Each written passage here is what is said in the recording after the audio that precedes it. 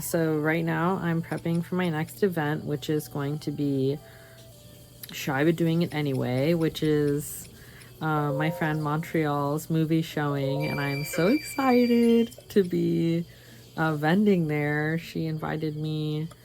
She's such a sweet, sweet human, and yeah, I met her in college, and we've been friends ever since. There was like a little bit of time in between where we kind of lost touch, but she reached out to me in a time of need, and of course I just have always been there for her, and she's always been there for me. We just kind of lost touch. It's just been so great ever since we've reconnected.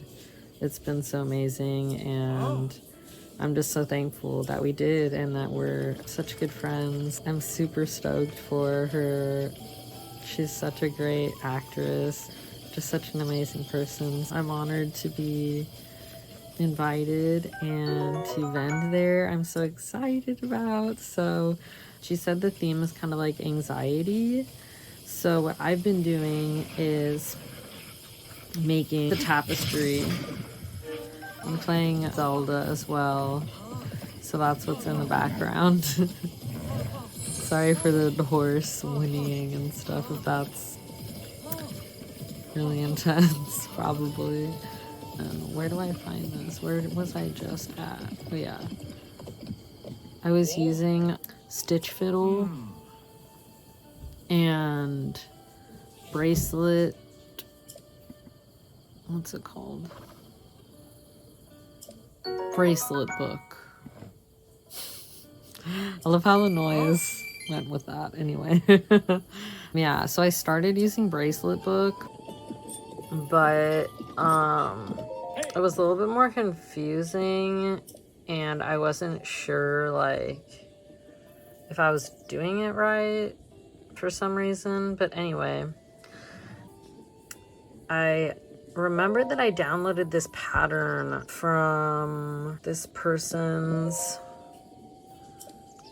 website, or no, it was, I think it was like their Ko-Fi or like the Buy Me Coffee website. It's free to download, and it basically is just like the like graphs is what they call it, I guess, the graphs for these shirts. And so it's the Introvert's Essential Graph Pattern by Crochet Callista. So this is basically just like the graphs for these. And then I was looking at it and I was like, well, it's useful because I want to make something that says anxiety. And I was thinking, well, maybe I'll make a sweater vest like this and have it say anxiety. But I realized that this pattern is not for the vest. The pattern is just these graphs, or at least what this download was. So it was a little bit misleading, I feel, but that's okay. They're just the different links for these graphs. And so it says where this person got it from, which it looks like Stitch, or a Fiddle Stitch, I guess.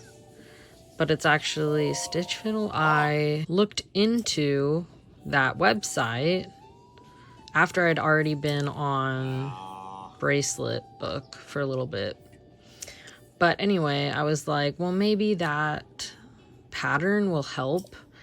And it did, because it gave me the location of this website where you can make this pixelized pattern graph, I guess. And it doesn't just have to be for crochet, by the way. So I think that's pretty useful. It asked in the beginning, once I was making it, I can't remember if it was on this or on this, but it was asking what I was trying to use it for. Let me see. That's not really helping. I want to know what these things are called. Let's see. What are patterns made with graphs called? Graphgans. Is that what they are? Tapestry Crochet Graphgan. Graphgan. Okay. But it's not going to be an Afghan. It's a tapestry. Tapestry pixels. Oh, Mosaic. Tapestry crochet versus Mosaic crochet. What's the difference? People often ask what's the difference. They can be interchangeable. Okay. They're both color work. I wish they would just say what it is. Okay, so tapestry uses 2 or more, which are carried along with you as you crochet, so that any given stitch can be made with any of those. The yarns are carried along by crocheting over them as you go. They are not loose on either side of your work. There are no floats. Okay. And then Mosaic, a single yarn is used for any given round or row. You make different stitches depending on whether or not you want that yarn to stay visible for that stitch eventually. In the next row or round, when another color yarn is used, you can fill in or crochet in front of some stitches in a previous row to change them to the new color. For stitches that are just for a current row, single crochet stitches are used. For stitches that are also filling in stitches from a previous row, double crochet stitches are used into the relevant stitch from the 2 rows before, thereby covering up the stitch from the row below. In some versions of Mosaic crochet, the front and back loops of the previous row are used depending on whether or not you want a particular stitch to stay visible. If you want a stitch to stay visible, you make it in the front loop. If you want a stitch to be filled in or covered with a different yarn color later, then you make it in the back loop so that the other stitch can then be made in front of it in the unused front loop. Oh my god. This is so complicated. Okay. Alright, so there's differences, y'all. I'm not sure which one I'm doing, but I'm basically making a tapestry type. I think it's gonna be like a tapestry one, if I'm not mistaken. After what I've read, it's very technical. Anyway, I just wanted to know what the proper term was for it, because I've been seeing a lot of people use it. Yeah, so the more I'm looking into this, it's definitely a tapestry. Like, I typed in like tapestry something, tapestry, letter tapestry crochet, and that's what's like, these things are coming up. So I feel like this is what I'm going for. This is what it's gonna look similar to. I printed it out and I'm gonna follow it. I'm on row 4.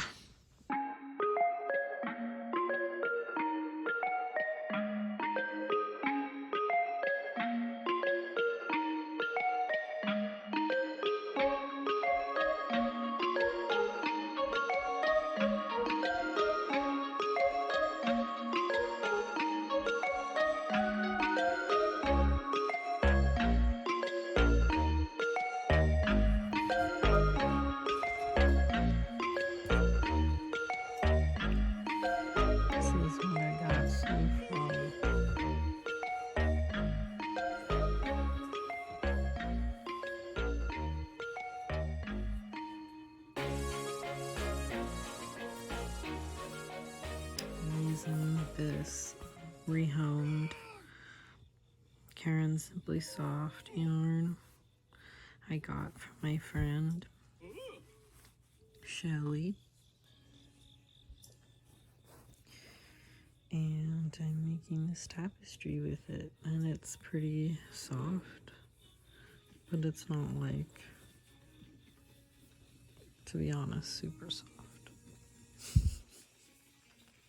But that's okay for a tapestry. It doesn't really need to be super soft.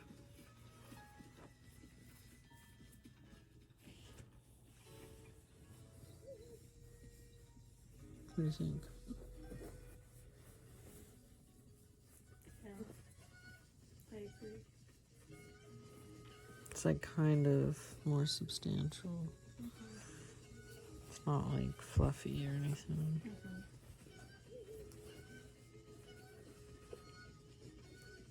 Nice.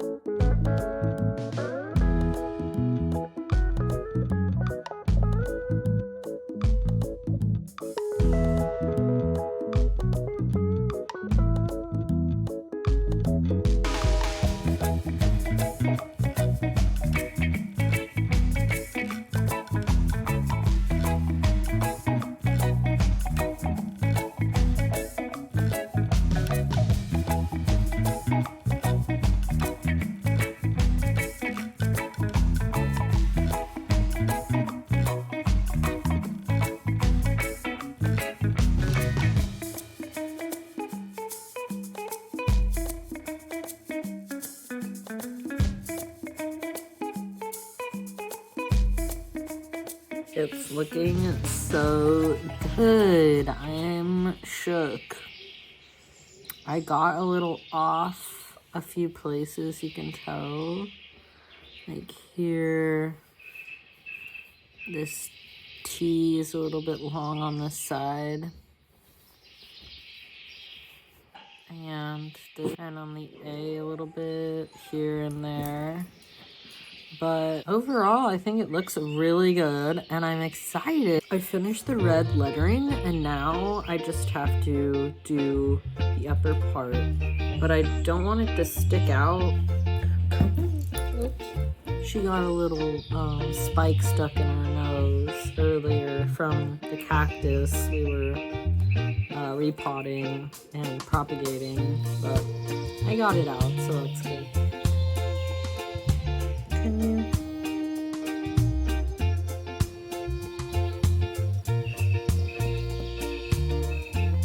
figure this out a little bit?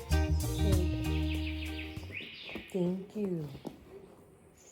Thank you, good baby. Good baby. Okay. So now that she's finally chill, right? Yeah. Okay. So, yeah, I only have like a few rows, maybe like, let's see. Oh yeah, I have like 10 rows left, but all of the rows are just blue. So I finished the red. I don't want it to hang out the side though, which is what it's doing right now. This is the edge of the project. and the red is kind of hanging off the side. So I'm going to bring it back. Even though I don't need it anymore, I'm just gonna bring it back this way a little bit so that I can just cut it kind of like the beginning of the red looks like this. It's not like in the center of the work or anything, but it's not hanging off the edge. So I'm just gonna bring it back through and then cut it, and then just keep working on the blue. And finally not have to worry about these tangly strands. I'll just have to worry about one color, so that's nice. And here is the back so far, which is also looking really cool, honestly. Like, reversible kind of, if you want this like more anxiety look.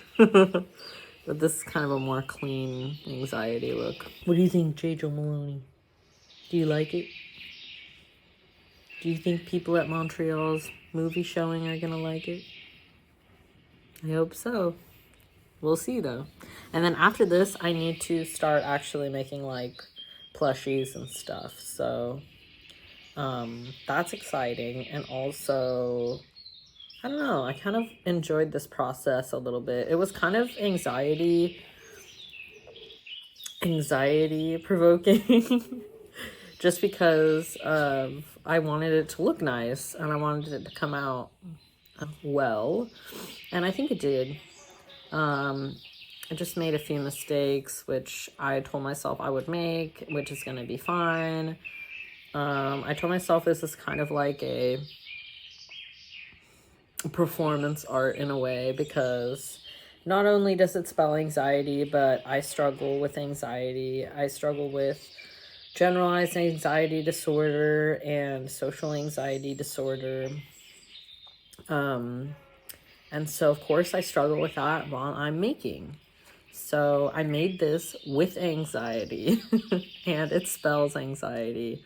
So there's going to be, mistakes, and there's going to be tension issues and all that good stuff all woven into here. So, yeah. If anyone could make this and have it be accurate, I guess, it's me.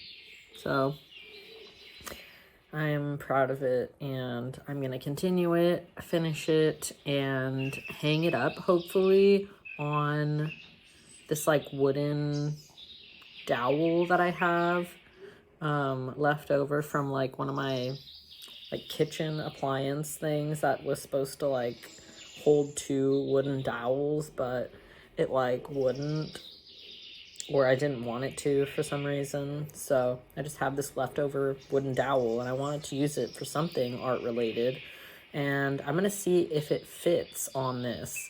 I have to look up like how to attach it to it, but I think it's just kind of like looping it over it. So just like crocheting it over the dowel. But we shall see if it even fits on there. And if not, I'm gonna figure something else out. Maybe like a piece of wood or like a stick outside. That could be interesting. Alright, I'll see you later. Beep.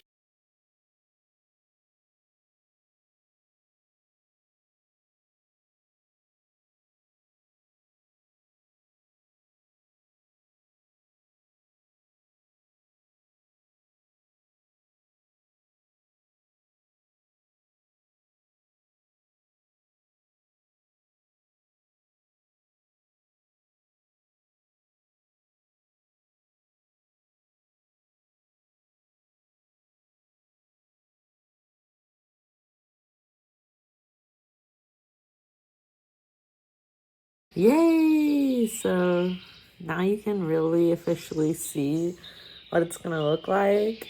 I'm just going to finish crocheting the rest of this blue up top, and that'll be it. Some notes I have about making this. I would definitely choose different yarns.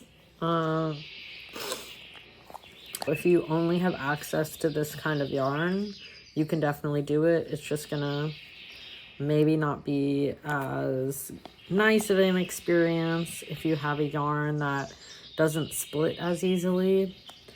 This is 100% acrylic, Simply Soft.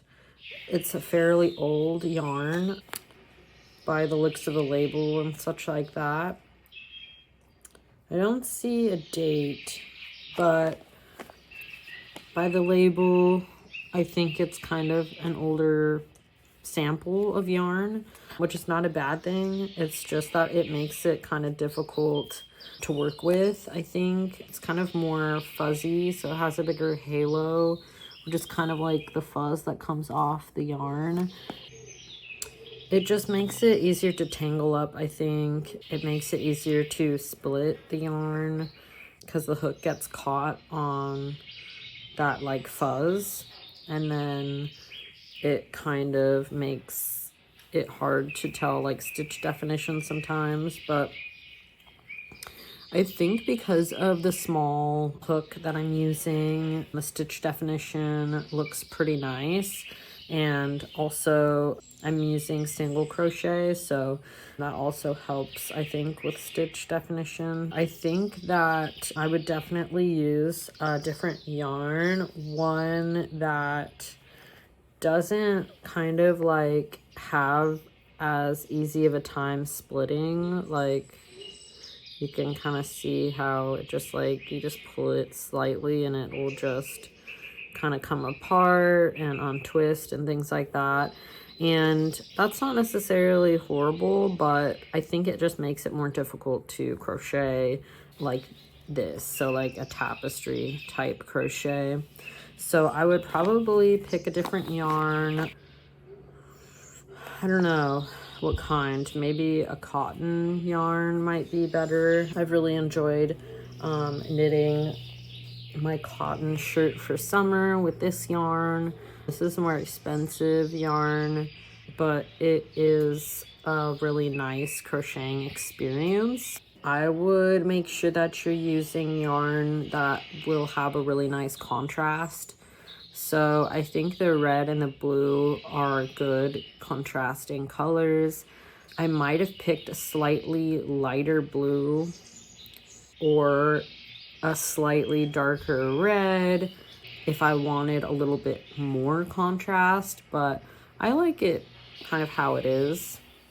I like the colors that I chose, and I think they look really cool together. But just to keep that in mind, since there's two colors next to each other, you want to make sure that you are making your tapestry readable, especially if there's words on it for people who have low vision or need help in that area.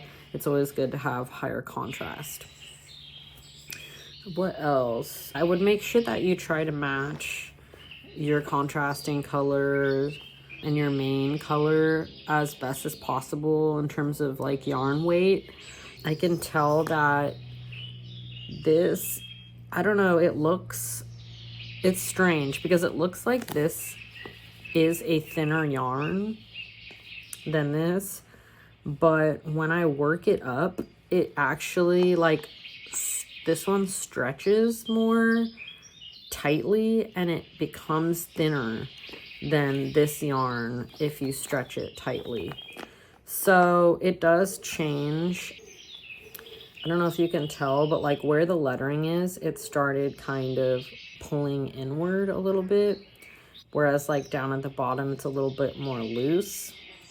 So I would just make sure that you pick a yarn or two yarns or however many colors you're using that are similar weights if you want to avoid that change in tension. It looks pretty good on camera, but in person I can tell that like this is definitely a lot looser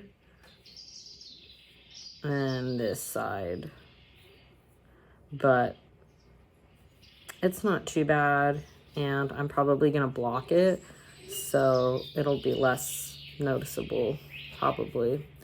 But just for the experience overall, and yeah, preventing those things, like especially if you don't want to block, then I would say that's more important. What I also learned before I did this is to make sure that you're not pulling the yarn when you're carrying the yarn over too tightly. So like for example,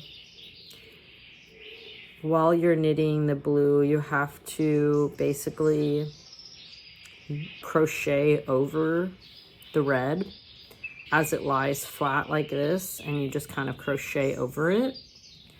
Now, if you do that, that's good, or it is recommended to not pull the yarn that's underneath too tightly, because it will start to kind of pull and make it tighter in areas and just more warped, I guess. So I would make sure that you keep that in mind while you're crocheting something like this. Just try to keep the floats or just yarn that you are carrying over more loose rather than more tight. And what else? Is there anything else I would like to share? Oh, what I used for this pattern, I think I already mentioned, but yeah, like fiddle stitch or stitch fiddle or whatever it's called. Really helpful. Let me show you. So what I did is I printed it out. So I made this pattern in that, like on that website. And then I printed it out so that I could go through and mark off like where I am. And this was extremely helpful in order to keep track, to make sure that what comes out is anxiety and not something else, or that it just reads the way it's supposed to, and that the pattern looks the way it's supposed to look, and it crochets up well. So I would highly recommend that. You obviously don't have to print it. You could use it on your computer and just mark it off in a certain way by highlighting or using like a marker tool. Or you could also use your iPad and just actually mark it off using like Notability or GoodNotes or Procreate or something like that, where you can write on it. That would be really helpful to keep track of your pattern while you're doing it. Right now, I don't really need to keep track of it because all I'm doing is blue all the way across. So that's really nice. I'm done with the anxiety part of it.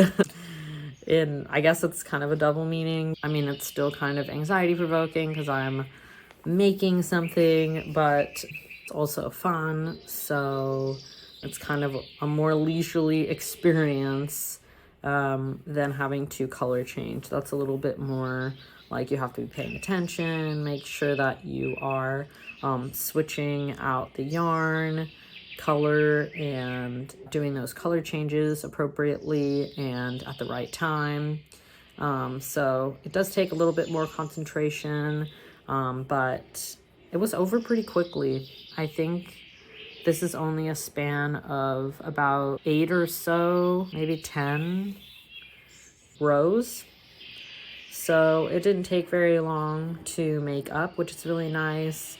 And now it'll be even faster to just finish this top portion and then hang it up. So yeah, I'll see you then.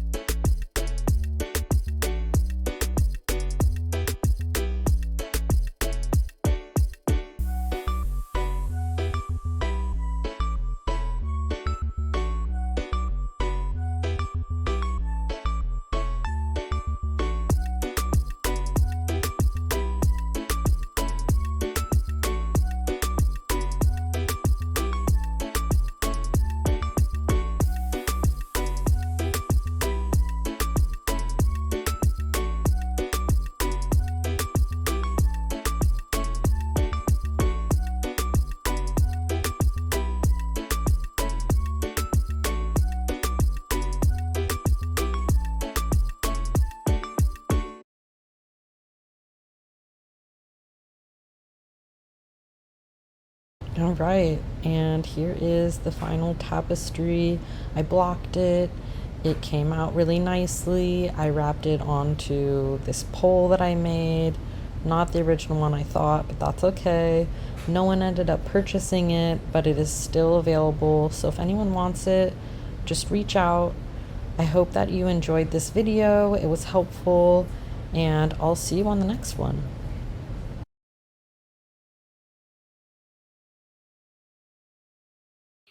Freckle, I'm trying to record a video. Don't you know it? Don't you know it? Come up here. You want to be in the video? Joey's in the video a little bit. There's Snoodles in it. There's Snoodles in it. Come on, up here. Come on, Freckle. Up. Up. Come on up here. Come on up here. Come on. Freckle. Come on up here. Come up here. Come on up here. Come on. Okay. She doesn't want to. Anyway.